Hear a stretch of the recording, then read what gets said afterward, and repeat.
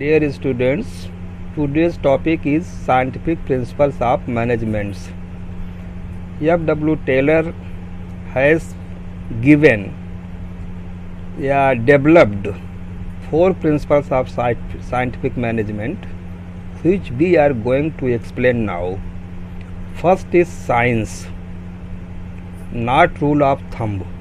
Not rule of thumb means dictatorship. This principle focus that each job which are performed by the employees in the organization, it should be based on scientific inquiry. Scientific inquiry means observations, experimentation, testing, etc. And it should not be not on intuition. Not on intuition means andhvishwas, superstitions. Experience of the manager, hit and trial methods, इसके आधार पर नहीं होना चाहिए। Organisation में जो कर्मचारियों द्वारा, employees द्वारा वर्क किया जाता है वो साइंटिफिक इंक्वायरी के बेस पर आना चाहिए। साइंटिफिक इंक्वायरी का मतलब ये हुआ कि इस चीज़ को हम साइंटिफिकली सोच लें कि इतना वर्क इतने समय में कंप्लीट होगा।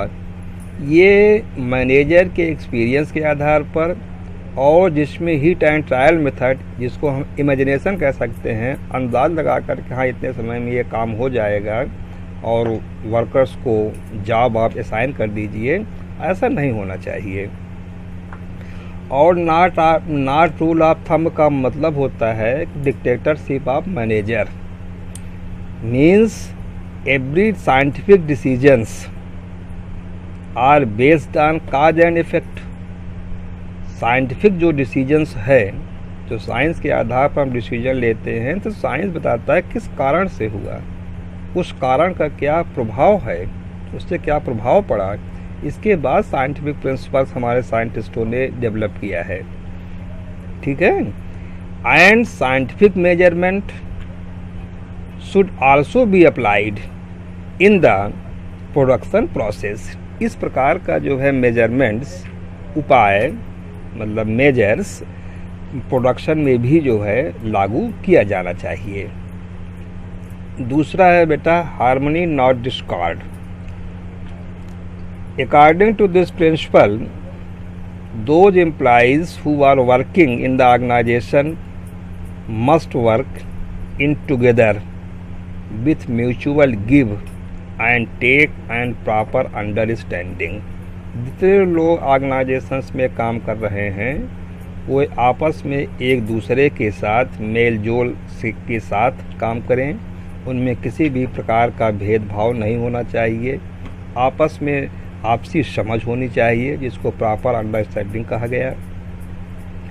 Generally it has been seen that there are two groups in the organisations, workers group and management group, and both the groups are rivals to each others. सामान्यतः ये पाया गया है कि ऑर्गेनाइजेशंस में दो ग्रुप होते हैं, दो ग्रुप पैदा हो जाते हैं। मैनेजमेंट का ग्रुप तो ऑलरेडी रहता ही है, वर्कर्स भी अपना एक ग्रुप बना लेते हैं, एक यूनियन बना लेते हैं, और दोनों ग्रुप्स यानी मैनेजमेंट और वर्कर्स एक दूसरे को अपोजिशन की भाव से देखते हैं, विरोधी की भाव से देखते हैं। Workers always feel that they are under paid and overburdened. Workers हमेशा सोचते हैं कि हमको जो है सैलरी कम मिलती है, जितना हम एक्सपेक्ट करते हैं उतना हमें नहीं मिलता है, ये अंडरपेड का मतलब है। ओवरबर्डन का मतलब है कि हमें जितना दिया जाता है उससे ज़्यादा काम लिया जाता है, हमसे काम ज़्यादा लिया जाता है और हमको पैसा कम दिया जाता है। मैनेजमेंट क्या फील करता है? Management feels that workers are good for nothing. इसका मतलब ये हुआ वर्कर ठीक तो हैं, लेकिन ये जितना काम होना चाहिए उतना काम नहीं करते हैं।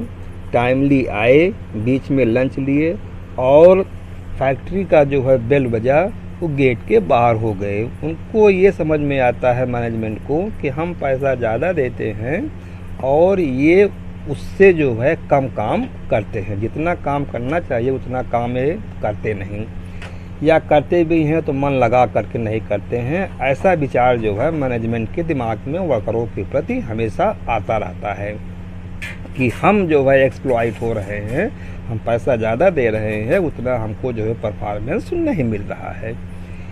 इसीलिए जो है हेनरी टेलर्स का ये कहना है कि there is need for both the groups to change their attitudes for each other.